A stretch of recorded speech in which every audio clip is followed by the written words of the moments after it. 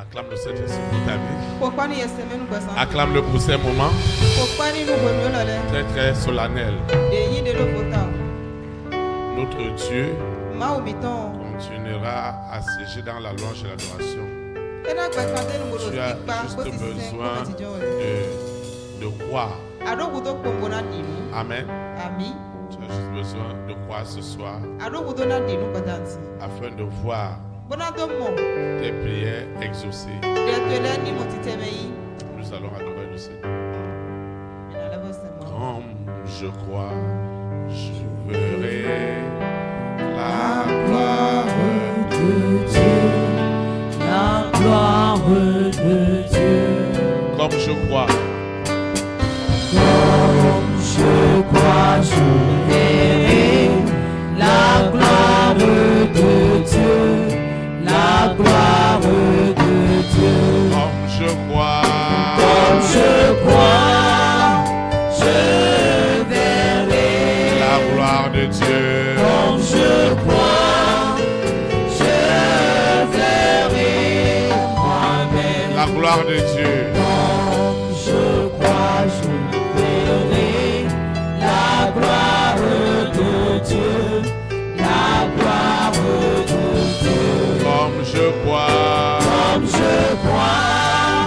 je verrai les bontés de Dieu. Comme je crois, je verrai moi-même les bontés de Dieu. Comme je crois, je verrai les bontés de Dieu. Les bontés de Dieu. Comme je crois.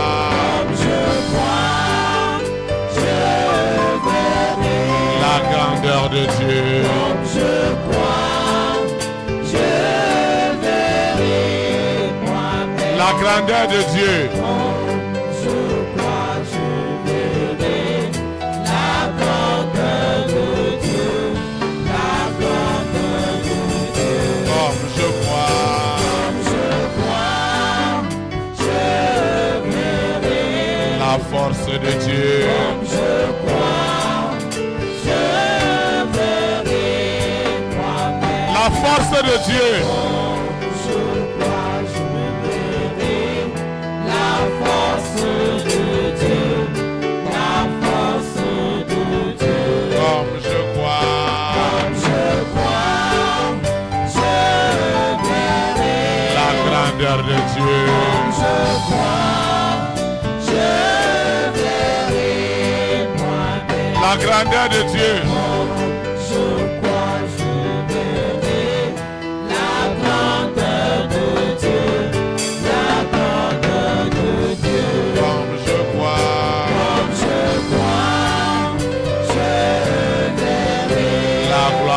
Dieu. Comme je crois, je verrai moi-même. Comme je crois, je verrai la gloire de Dieu. La gloire de Dieu.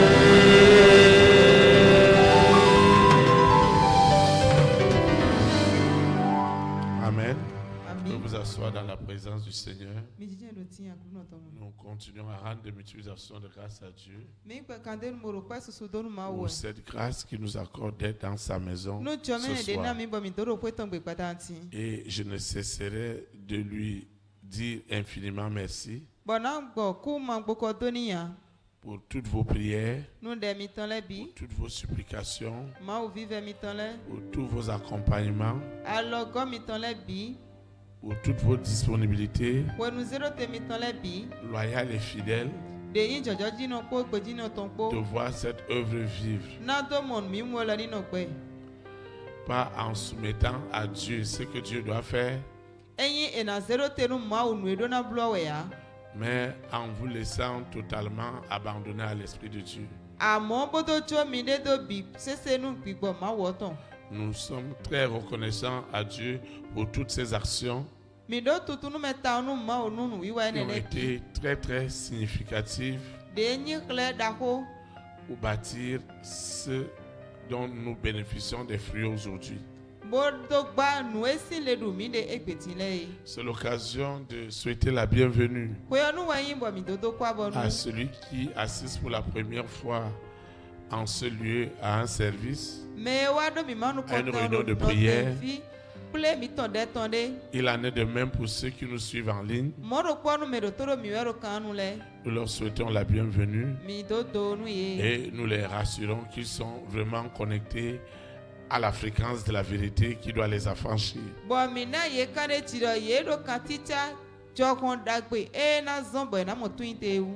Nos souhaits de bienvenue vont aussi à l'endroit de nos visiteurs internationaux qui sont venus passer quelque temps avec nous dans la prière, dans la recherche de la vie de consécration. Nous les rassurons que Dieu ne sera jamais injuste pour eux. Nous leur souhaitons un agréable séjour dans ce beau pays, le Bénin. Et nous savons que ce séjour est déjà immensément béni. Dans le précieux nom de Jésus de Nazareth. Toi dont on ne prend pas le mardi, parce qu'il est un jour aussi sacré dans tes programmes de la semaine. Nous sommes rassurés qu'aucun mardi ne ressemble à un autre. Celui-ci sera encore puissamment béni.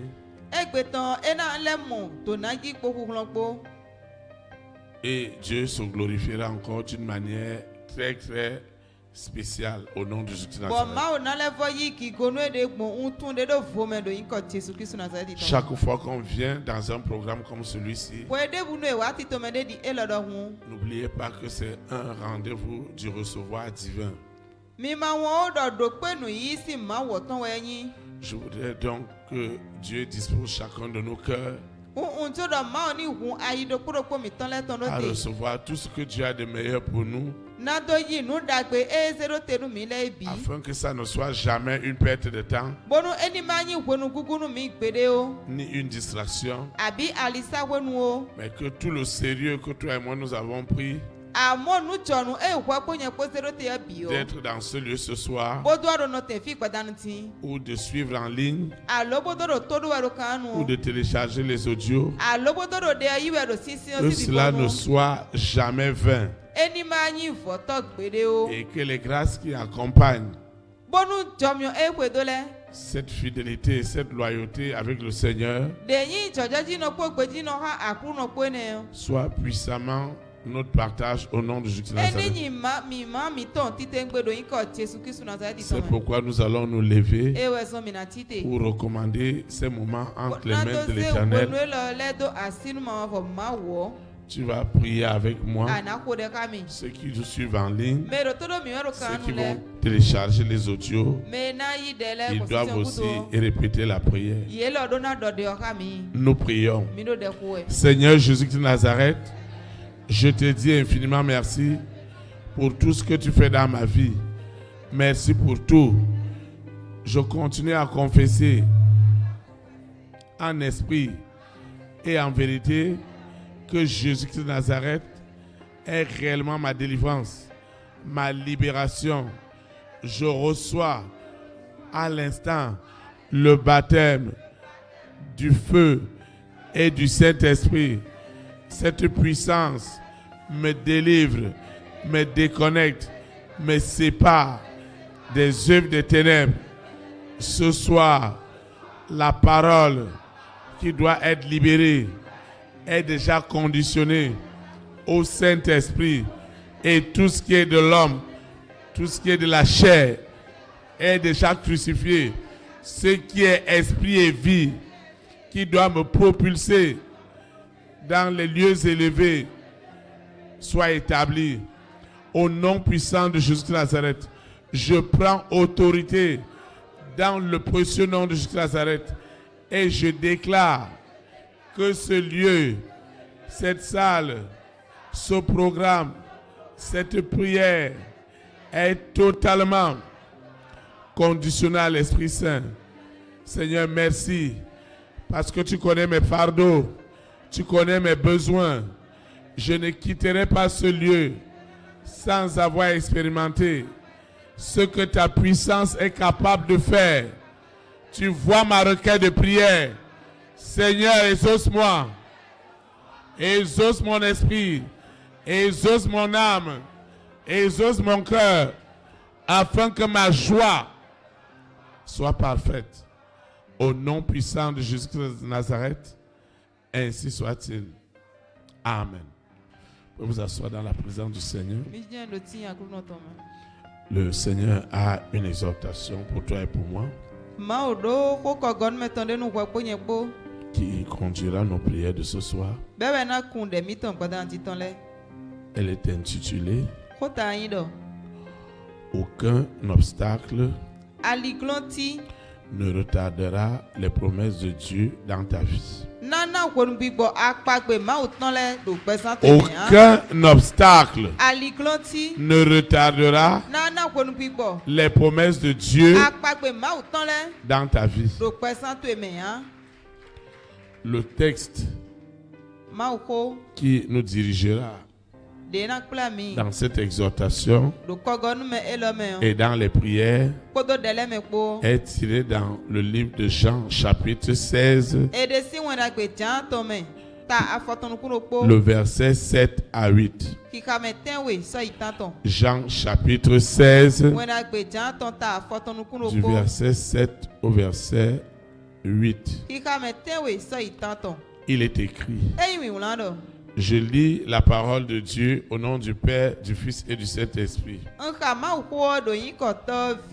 Cependant, je vous dis la vérité. Il vous est avantageux que je m'en aille. Car si je ne m'en vais pas, le consolateur ne viendra pas vers vous. Mais si je m'en vais, je vous l'enverrai.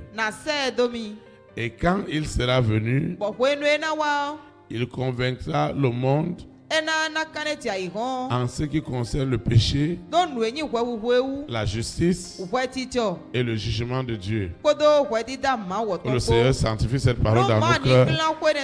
Acclame la parole de Dieu.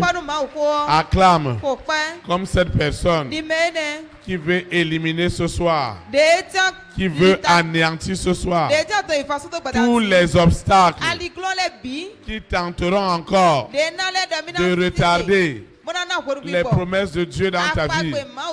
Acclame, parce que Dieu anéantira ce soir tous ces obstacles, visibles ou invisibles, conscients ou inconscients, qui retardent encore les promesses de Dieu dans ta vie.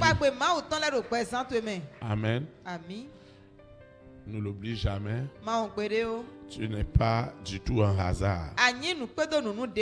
Tu es dans un plan divin. Tu es dans un agenda établi par le Seigneur. Et cet agenda est très très riche.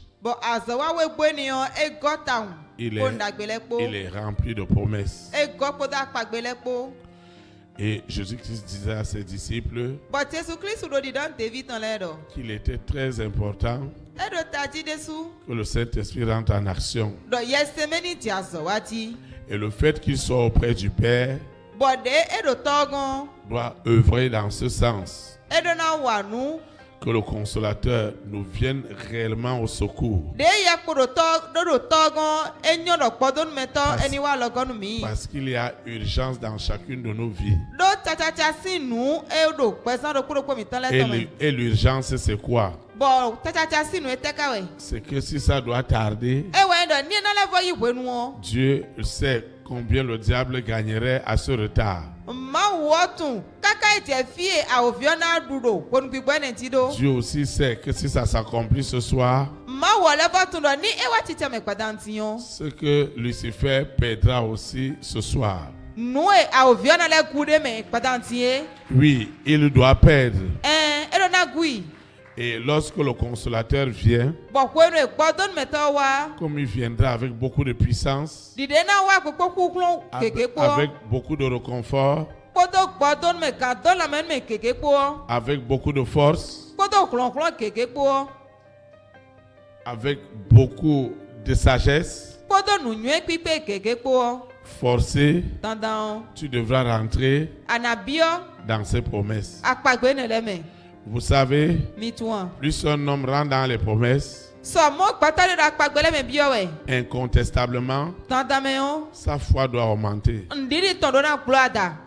Moins un homme rentre dans les promesses, incontestablement sa foi doit diminuer. Ça n'augmente pas ou ça ne diminue pas parce que tu veux. L'effet de la croissance de la foi ou de la décroissance de la foi est grandement lié à la grâce de l'accomplissement des promesses de Dieu. Et si le Seigneur me demande de partager avec toi et te dire, mon fils, ma fille, rien ne doit plus être obstacle à ce que le Seigneur veut faire dans ta vie, à ce que le Saint-Esprit veut faire dans ta vie. Il est normal pour nous que nous identifions les obstacles prioritaires que Lucifer, qui est l'adversaire de Dieu, utilise pour chercher à continuer à manipuler consciemment ou inconsciemment nos vies,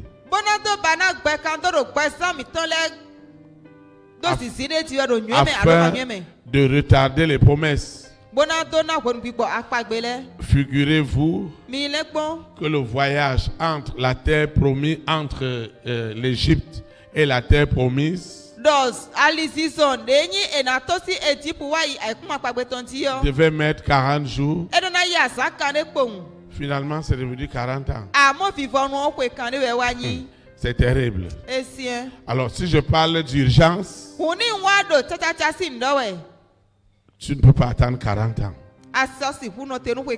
Amen. Tu ne peux pas attendre 40 ans. Ça doit s'accomplir maintenant.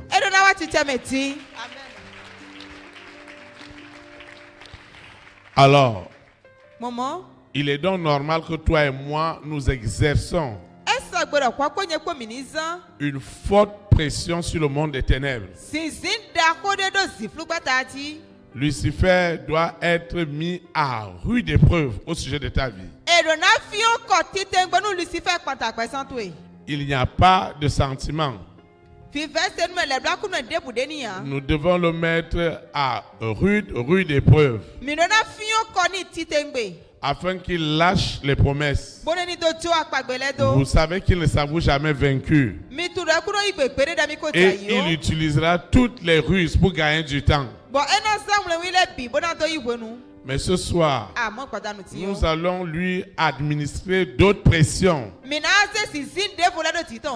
qui feront en sorte que il n'aura pas d'autres opportunités si ce n'est celle d'abandonner ce que Dieu veut faire avec ta vie. Je crois à ce glorieux plan. Je crois au merveilleux plan que tu as pour ta vie. Et je crois aussi aujourd'hui qu'il y a vraiment urgence.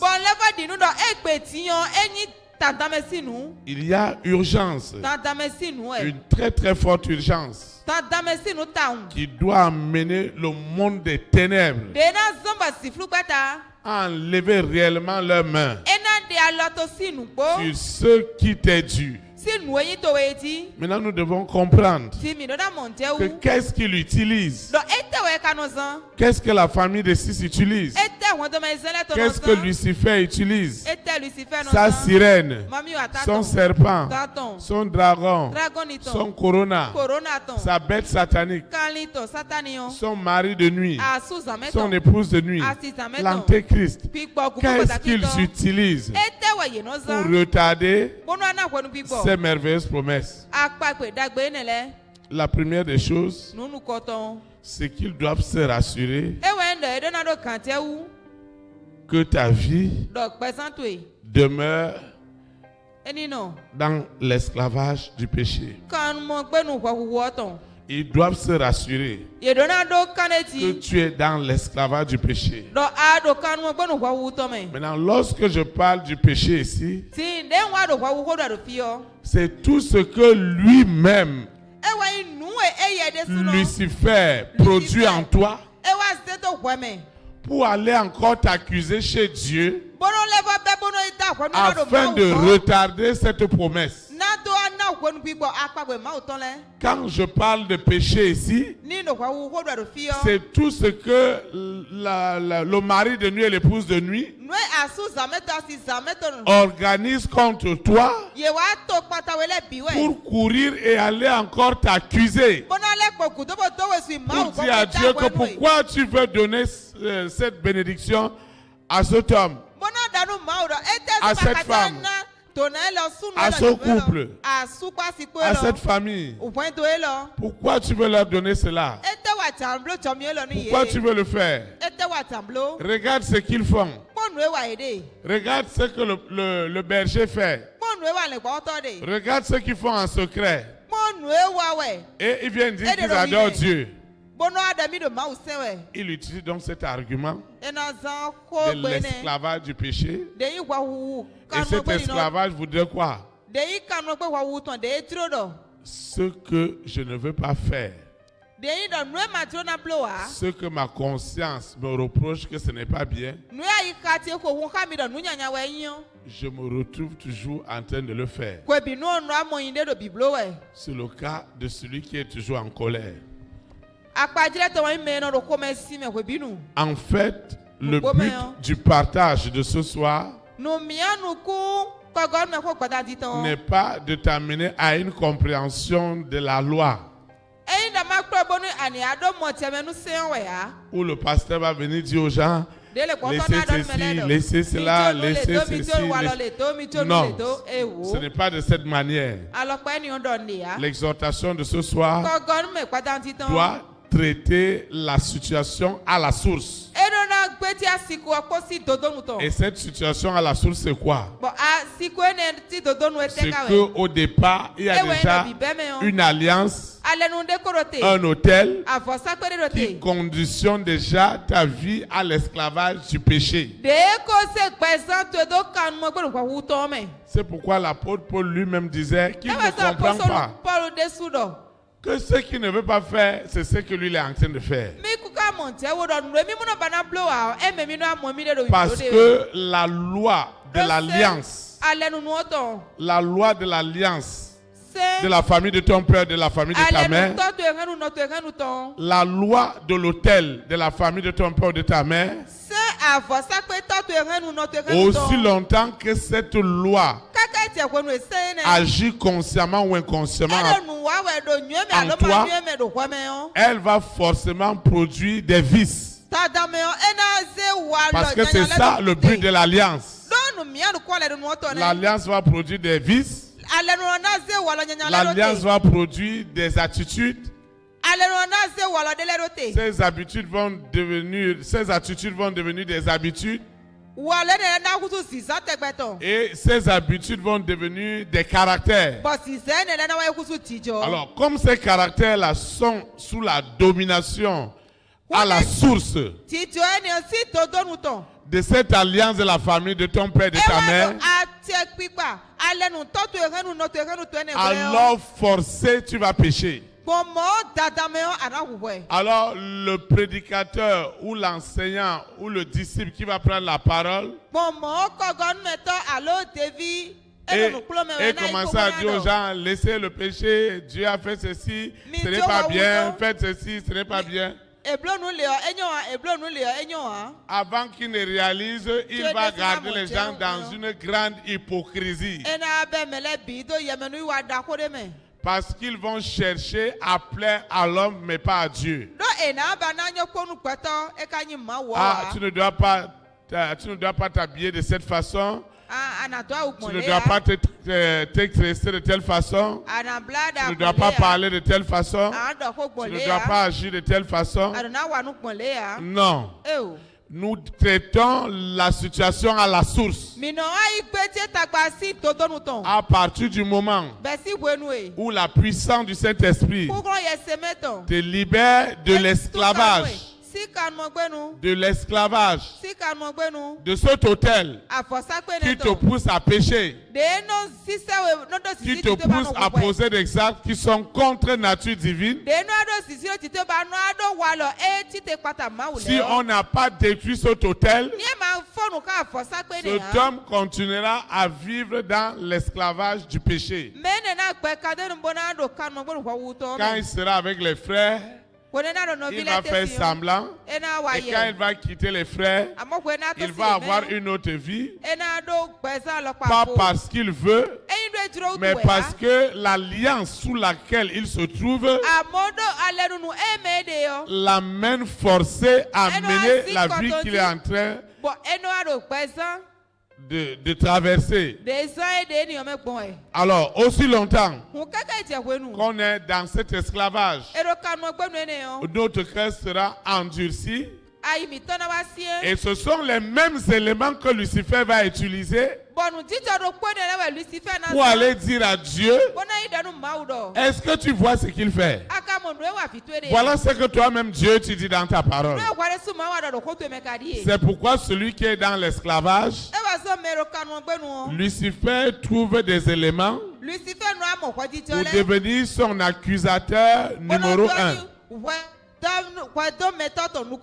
C'est pourquoi celui ou celle qui veut voir les promesses s'accomplir rapidement doit chaque jour demander à Dieu de lui accorder la grâce de le libérer de cet esclavage,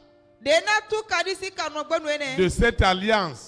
Il y a des alliances héréditaires qui ont gardé des gens soit dans l'immoralité.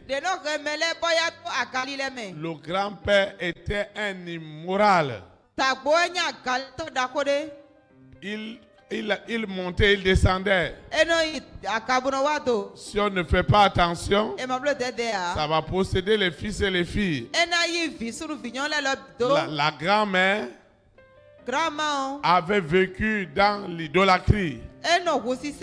Si on ne fait pas attention, ça va suivre les enfants. Le papa a vécu dans l'ivrognerie.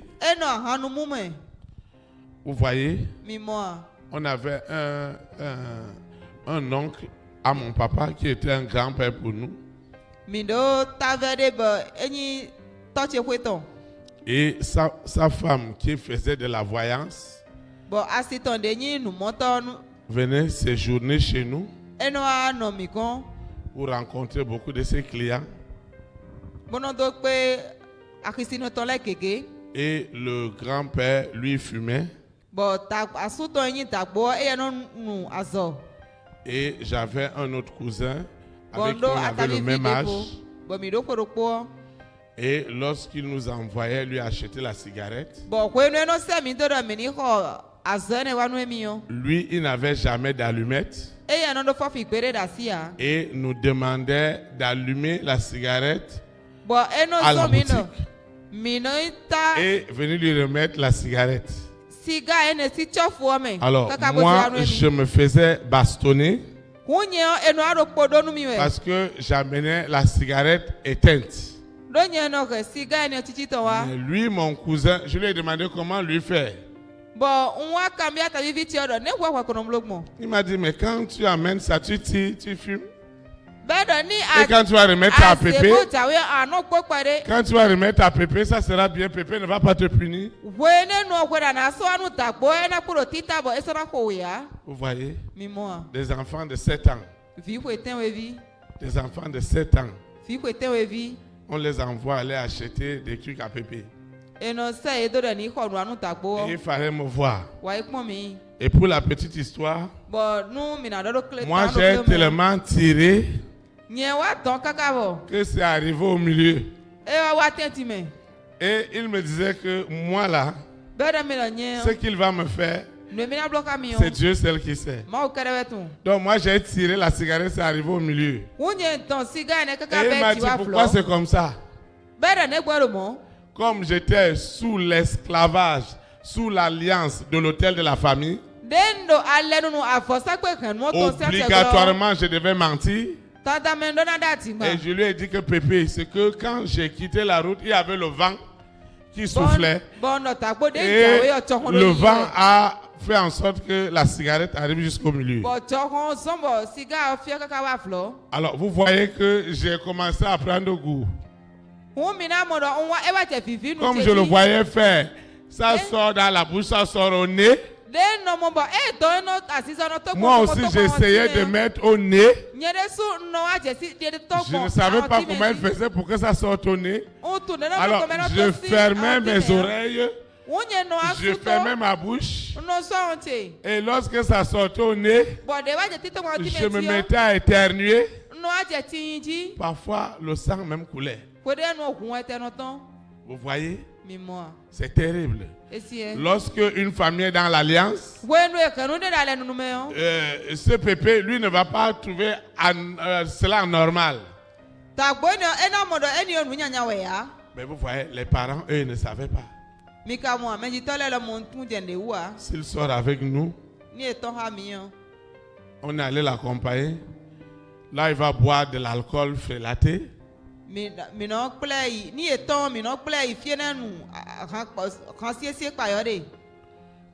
sodabi.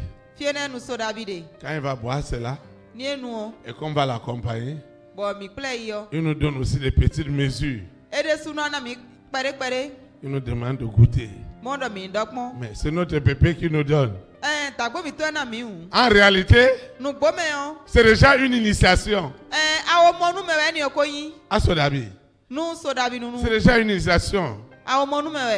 Donc vous voyez, beaucoup de ces choses, conscientes ou inconscientes, ont retardé les promesses de Dieu.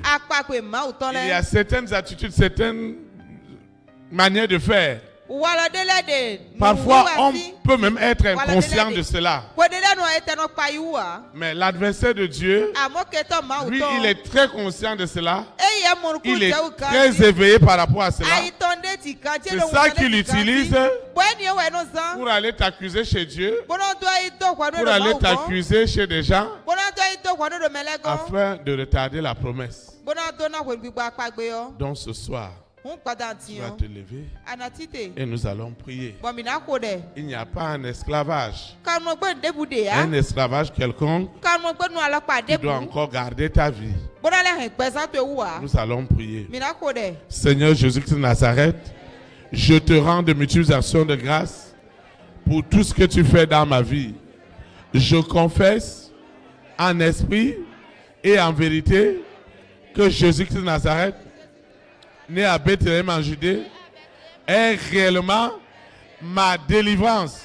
Je reçois ce baptême de puissance et d'autorité. Il me délivre de cet esclavage, visible ou invisible, cette alliance cachée, ce mode opératoire caché de cet autel que la famille des 6 utilisait dans le secret pour me garder dans les blocages, dans les limitations.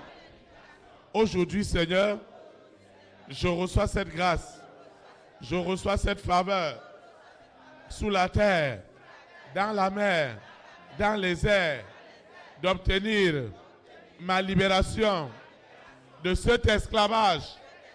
Je suis libéré de cet esclavage sous la terre, dans la mer, dans les airs, sur la terre, au séjour des morts, dans les planètes.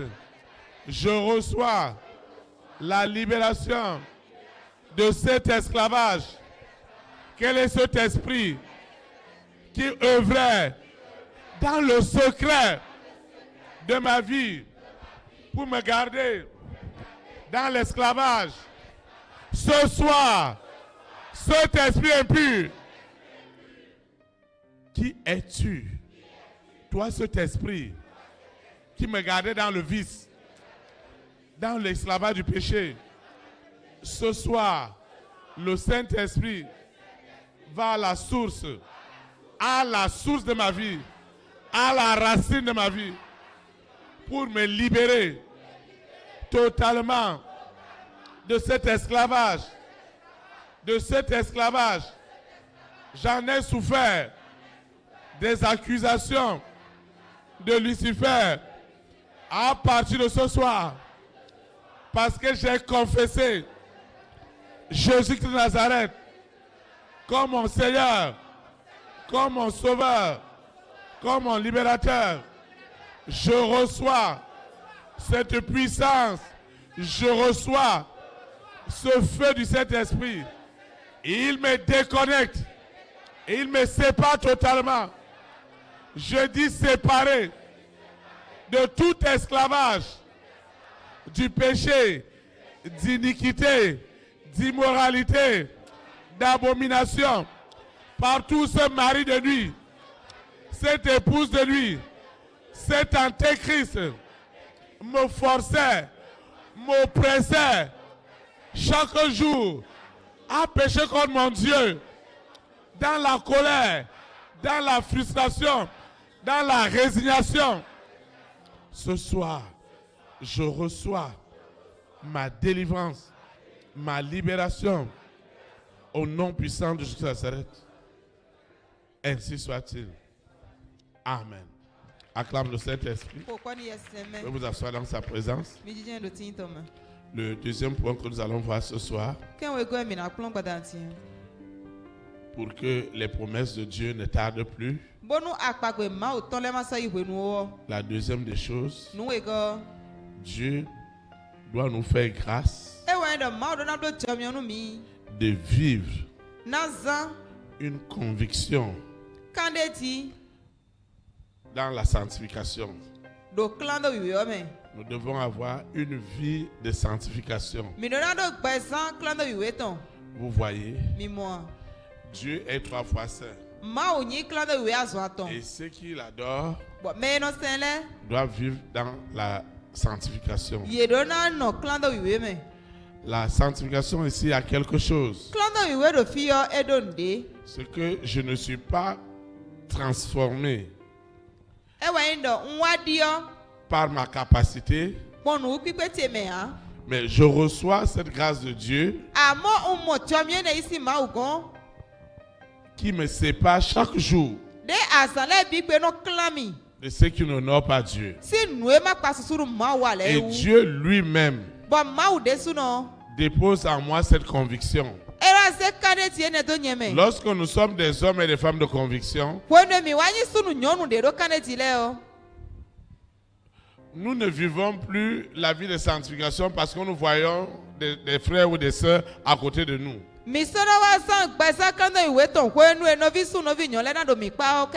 Si je suis là où les gens me voient, je dois avoir l'apparence d'un enfant de Dieu.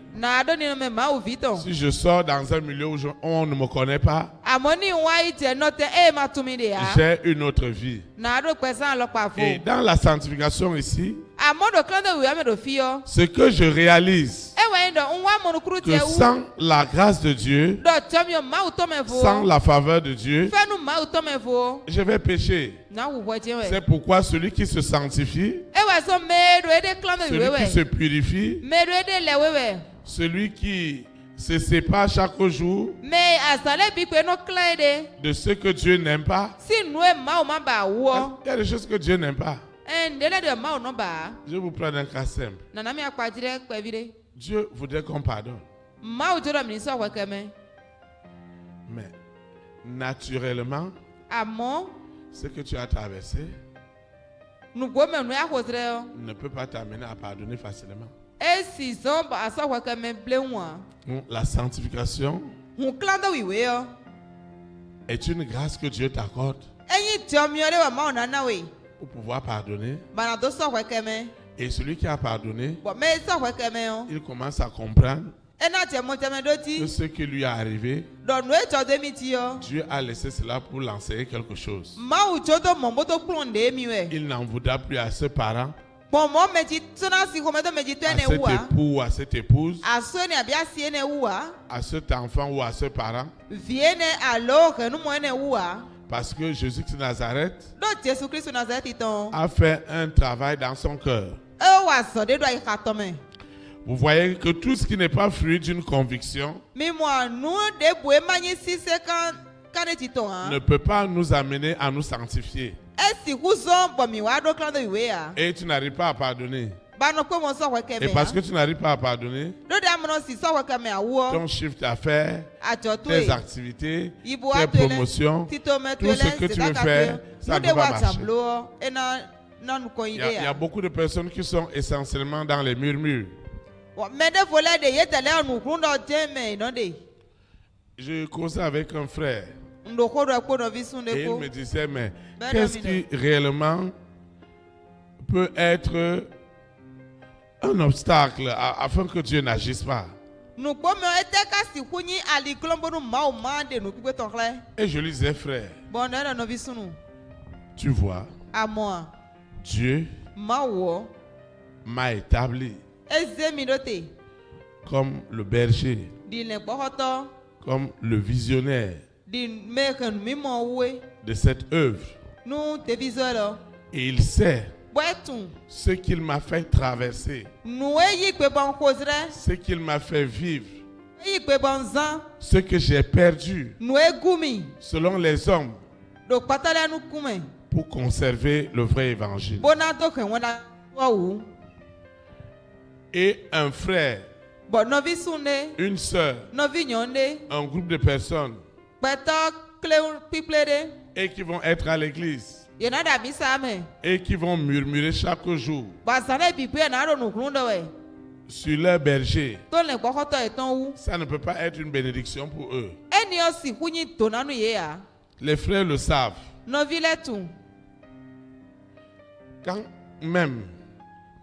Quand il est arrivé, quand notre frère, une autre sœur a quitté une dénomination, une autre église, et a rejoint notre église, je ne leur permettais pas de commencer à condamner le pasteur là où ils étaient. Et généralement, lorsqu'ils avaient commencé à le faire, je les arrêtais. Et je disais, ma soeur, mon frère, nous allons prier pour ce pasteur. Nous devons prier pour lui. Alors celui qui est dans les murmures, comme cela est arrivé en Israël, où le peuple a murmuré contre Moïse, ce que Dieu attend de toi et de moi, c'est que face à des situations dans lesquelles nous sommes, prie pour ton berger, prie pour sa famille, prie pour ton leader. C'est pourquoi dans cette église, dans cette vision, vous allez le voir, depuis que nous avons commencé, il n'y a pas ce service où nous ne prions pas pour les autorités en charge de notre pays. Parce que moi, votre berger, je réalise la responsabilité qu'ils ont. Je réalise les influences spirituelles qui peuvent les amener à prendre une telle ou une telle autre décision.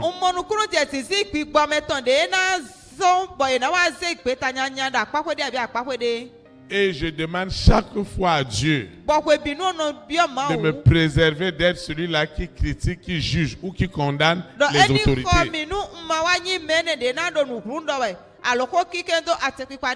Mais que Dieu sache qu'il peut compter sur moi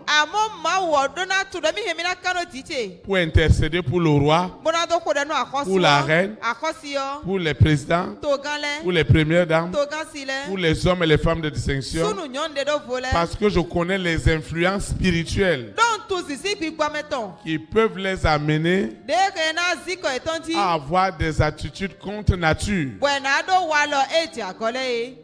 Alors, parce que nous prions, nous devons aussi avoir des résultats. Donc, si les gens sont dans une église et ils sont en train de murmurer sur leur berger, à ne voir que des fautes, à ne voir que des erreurs, il ne peut pas être béni. Parce que Dieu sait le fardeau qu'il porte. Dieu sait ce qu'il endure, des nuits sans sommeil, parce qu'il doit intercéder, il doit prier pour les frères et pour les sœurs. Et cet homme, cette femme, ce groupe de frères, ils vont aller s'asseoir pour raconter des histoires au lieu de prier. Avant que ces gens-là ne réalisent, ce serait vraiment terrible. Parce que Dieu protège ses oins. D'ailleurs, il dit dans sa Bible, qui es-tu pour juger et condamner son oint?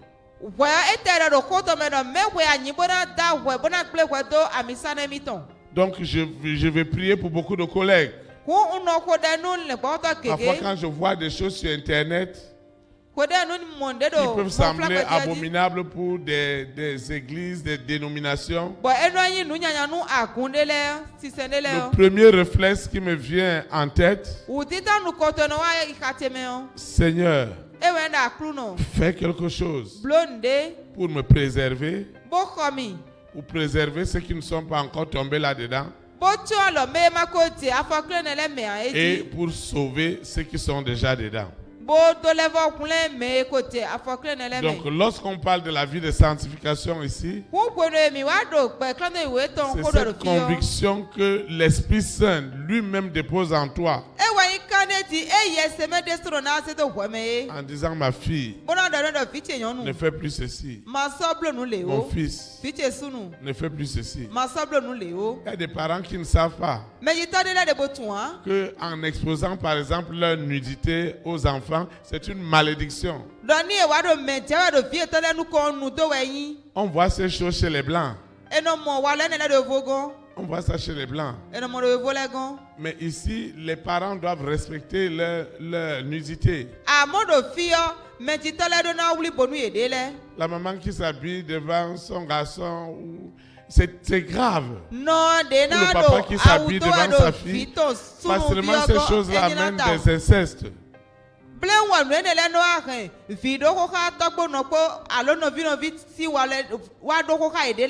voyez, il y a des choses que les gens négligent, mais ce n'est pas bien.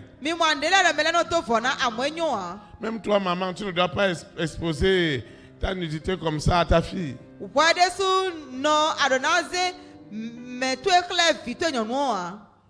Amen. Il y a des cas exceptionnels. Peut-être la personne est malade, oui, ça s'explique. Maintenant, ta fille ne va plus voir que c'est un obstacle d'aller exposer sa nudité n'importe où. Parce qu'elle a vu ça chez sa maman.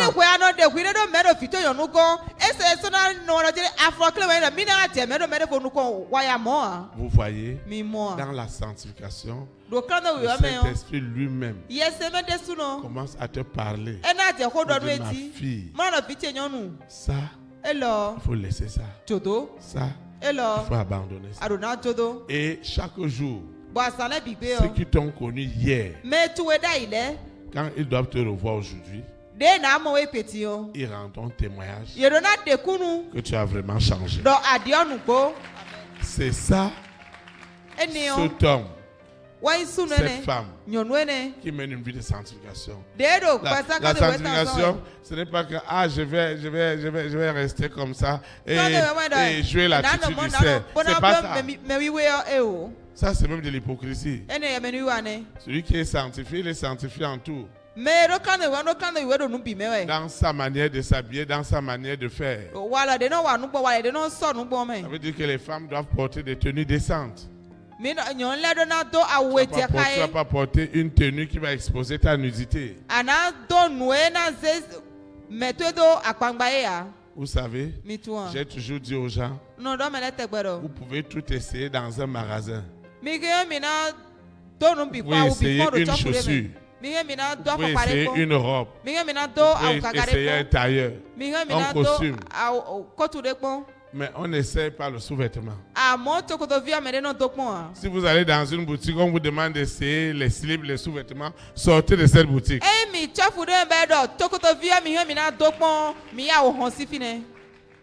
Parce que tout ce qui est lié à la pudeur, on doit faire attention à cela. Même si tu es à la maison, tu dois faire attention. Il y a les parents qui laissent ça comme ça.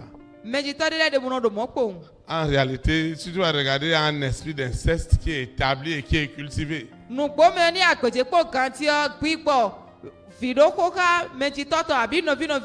vie de sanctification voudrait aussi que les parents doivent expliquer à leurs enfants tout ce qui est lié à leur puberté, à tout.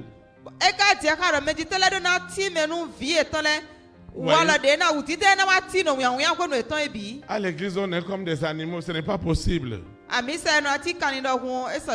Tu dois appeler ton garçon, tu dois appeler ta fille. Parce que ton garçon a déjà l'âge de la puberté, il doit savoir qu'il peut enceinter une fille. Ta fille doit savoir que parce qu'elle a 14 ans, elle a 15 ans, elle dit sa puberté, elle peut avoir une grossesse. Et la vie de sanctification voudrait qu'on explique ces choses à nos enfants. Maintenant, cette vie de sanctification voudrait qu'on doit montrer aux enfants que tout ce qui est lié à la sexualité a un cadre que Dieu a prévu pour ces choses. Tu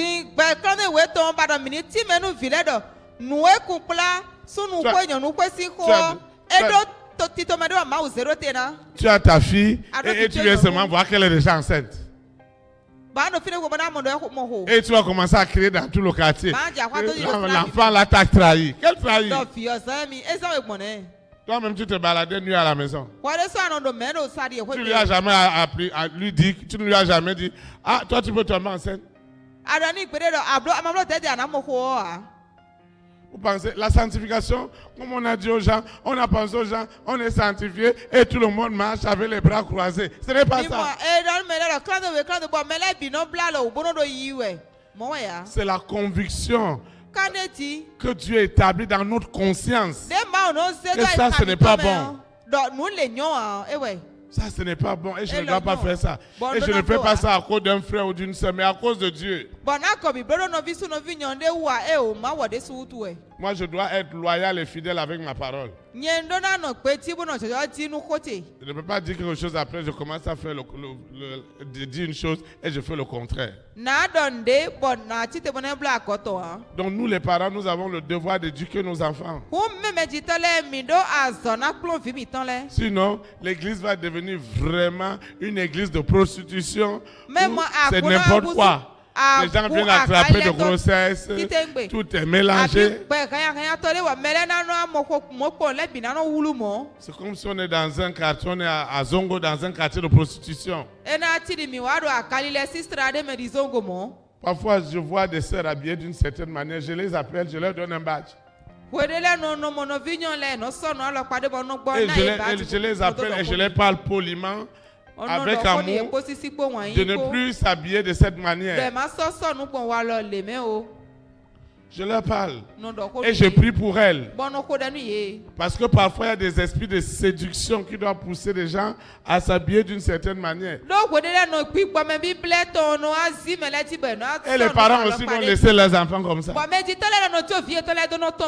vas laisser ta fille comme ça. Elle va porter habit, tout le slip est dehors, tout est dehors. Et tu vas mettre la tête pour dire que non, ma fille est tombée enceinte. Ta fille, ton fils, l'âge qu'ils ont déjà là, ils peuvent attraper grossesse. Alors, nous, les parents, nous devons asseoir nos enfants pour leur parler. Sinon, c'est autre chose qui va se présenter. Donc, sanctification n'est pas que tout le monde va venir avec les mains croisées. Hé, papa, après, c'est grossesse partout. Et les gens commencent à s'enceintrer à l'église comme ça. Et c'est des excuses. Oh, Dieu n'a qu'à avoir pitié de nous. Donc, on ne peut pas venir à l'église. Vraiment, l'église va devenir mot de tête. L'église va devenir mot de tête pour nous, non. Et des frères et des soeurs que moi j'ai interpellés pour mes filles à la maison. Et je leur dis, je veux plutôt voir causer avec ma fille. Je ne sais pas si vous voyez. L'église, les gens ne viennent pas à l'église pour s'égarer. Les gens ne viennent pas à l'église pour s'égarer. Moi, j'ai été dans une église où un frère était en train d'harceler une soeur qui est mineure. Moi, j'ai décidé de lui prendre une convocation. Les gens ne peuvent pas nous envoyer leurs enfants à l'église et ils vont venir se perdre à l'église. Les papas qui doivent conseiller ces jeunes filles vont commencer à chercher ces petites filles à l'église. Comment Dieu va nous bénir?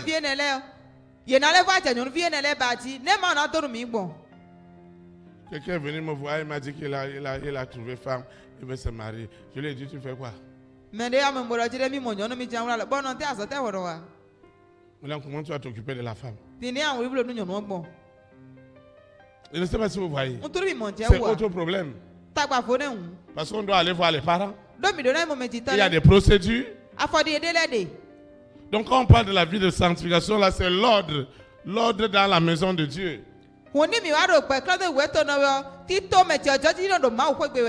Et le Seigneur doit nous accorder cette grâce. Pour que nous ne soyons pas des scandales les uns pour les autres. Et Lucifer utilise puissamment ces détails pour décrire beaucoup de choses. Et j'ai déjà dit à des sœurs qui ne sont pas mariées ici, si un frère vous aborde, dites-lui d'aller voir le pasteur.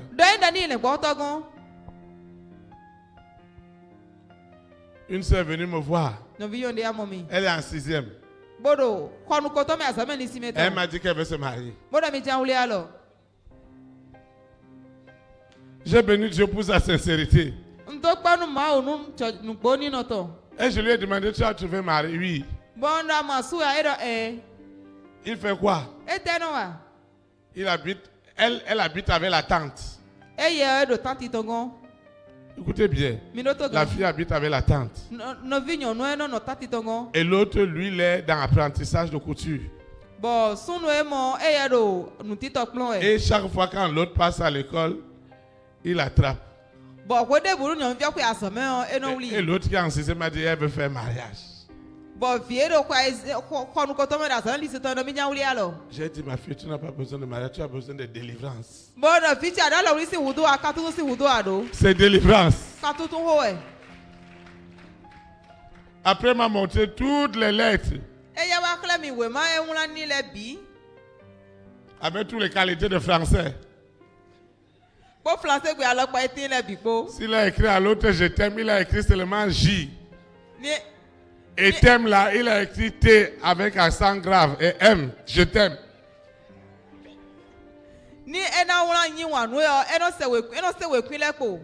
Vous voyez, sanctification, ce n'est pas... On nous a enseigné des choses terribles sur la sanctification. Et ça a créé l'hypocrisie. À cause des projets pour lesquels je travaillais, donc je voyageais d'un pays à un autre, d'une ville à une autre. Et je suis rentré dans une église. Il y avait un côté des hommes, il y avait un côté des femmes. Et je leur ai dit, pourquoi on fait comme ça? Ils m'ont dit, c'est la sanctification. Maintenant, chaque jour, Il y a l'immoralité dans l'église. Voilà qui est à côté de femmes, côté d'hommes. Comment l'immoralité arrive?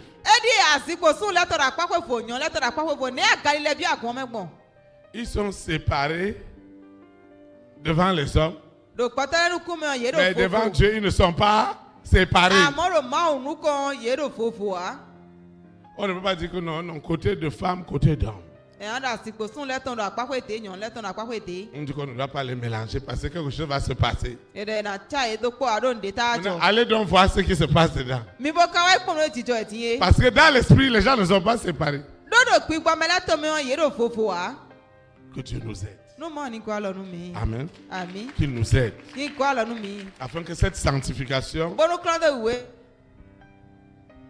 vous voyez, à être loyal. Tu as un commerce. Quelqu'un est venu acheter chez toi. Et il a remis plus d'argent. Tu dois lui remettre le reste de son argent. Tu ne vas pas dire c'est ma chance. Vous voyez, les gens viennent à l'église. Ils viennent à l'église et vont voler portable. Ce n'est pas normal.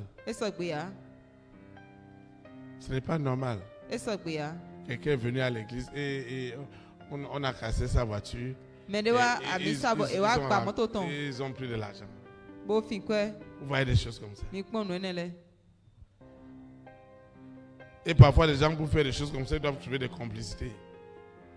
Parce qu'à l'église, il y a tout. Tu dois veiller sur toi-même, tu dois veiller sur ton frère, tu dois veiller sur tes enfants. Tu as des filles, tu as des garçons, tu dois veiller sur eux. Toi et ta femme, vous vous êtes jamais assis pour dire à votre fille, voilà ce qui se passe, voilà ce qui se passe. Et après, vous allez seulement voir grossesse.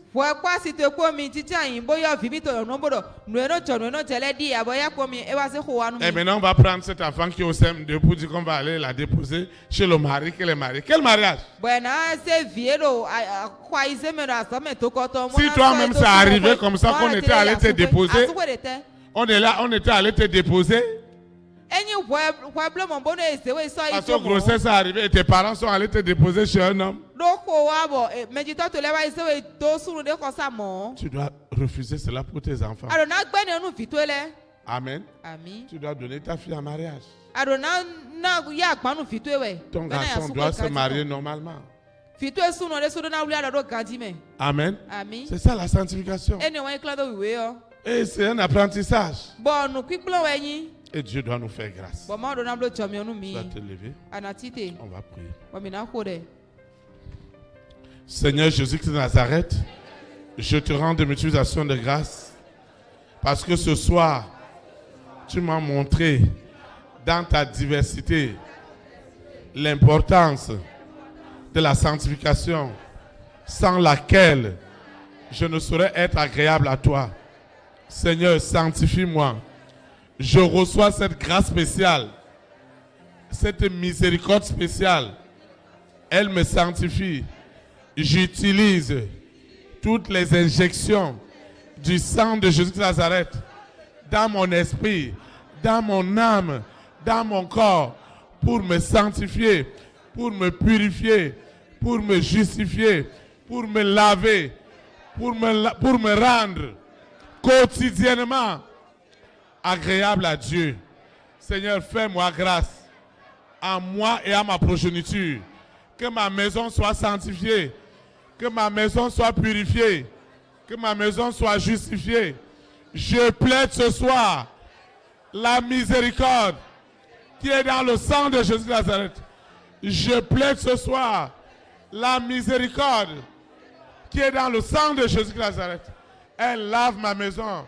Elle lave mes enfants. Elle purifie mes enfants. Partout le monde des ténèbres avait amené le vice, avait amené le péché, l'iniquité pour retarder mes bénédictions. Qu'est-ce qu'il y a dans mon cœur, dans mon esprit, dans mon âme, que Lucifer, la sirène, le serpent, Mami Wata, la bête satanique, le mari de nuit et l'épouse de nuit ont caché pour retarder mes bénédictions. Ce soir, le sang de Jésus de Nazareth me lave ce soir. Le sang de Jésus de Nazareth me purifie ce soir. Le sang de Jésus de Nazareth me rend agréable à l'Éternel. Le sang de Jésus de Nazareth me débarrasse des impuretés qui sont cachées en moi et que Lucifer utilise pour bloquer mes affaires, pour bloquer mes opportunités, pour bloquer mes audiences, pour bloquer mes élévations. Ce soir, je plaide que le sang de Jésus de Nazareth me lave ce soir, me purifie ce soir. Partout le diable m'accusait, me condamnait, me jugeait. Ce soir, le sang de la miséricorde agit en ce moment, me débarrasse de tout ce qui n'honore pas Dieu. Seigneur, si je dis que je n'ai pas péché, je te ferai menteur. Miséricorde. Miséricorde, Seigneur. Afin que ce soir, que je rentre dans cette promesse, partout le diable s'accrochait. Il s'accrochait à quelque chose de secret dans ma vie dont je ne mesurais pas les dangers.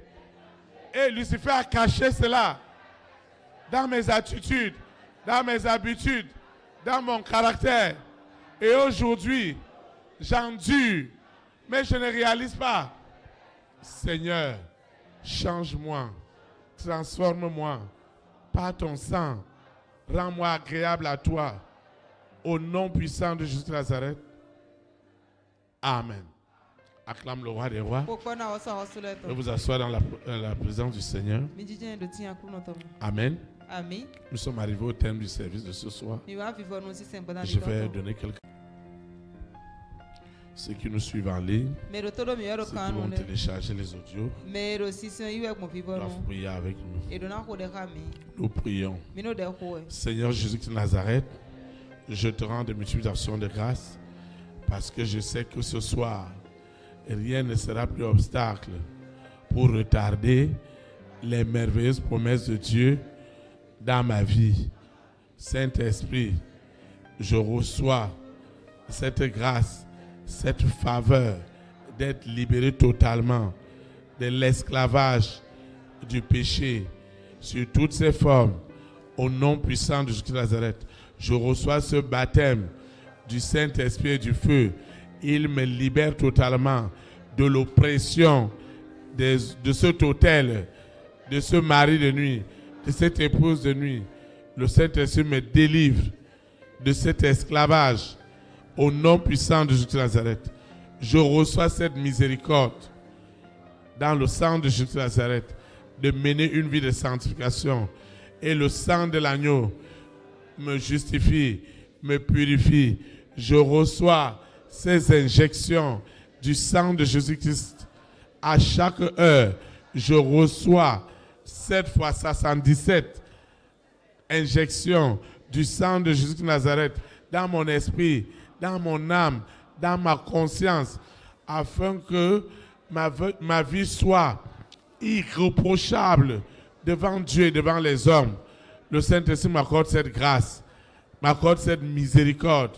Au nom puissant de Jésus de Nazareth, Seigneur, je te dis merci pour cette soirée qui est immensément bénie. Je recommande cette eau, cette huile, ces documents, mes projets, mes cours. Je recommande mon portable. Je recommande mon téléphone portable, mon ordinateur portable. Je recommande également tous mes projets, mes ordonnances, mes visites médicales. Saint-Esprit, tout ce que j'ai élevé est rempli du Saint-Esprit. Aujourd'hui et pour l'éternité, je vais quitter ce lieu et non la présence de Dieu. Le Saint-Esprit qui m'a amené me ramène et il amène ma vie de gloire en gloire, de témoignage en témoignage, au nom puissant de Jésus de Nazareth, ainsi soit-il. Amen. Élite pour Christ. Établir la souveraineté du Saint-Esprit dans les nations. Que le Saint-Esprit bénisse notre nation. Au nom de Jésus de Nazareth. Shalom, shalom. Très très bonne soirée. Et à jeudi. Merci.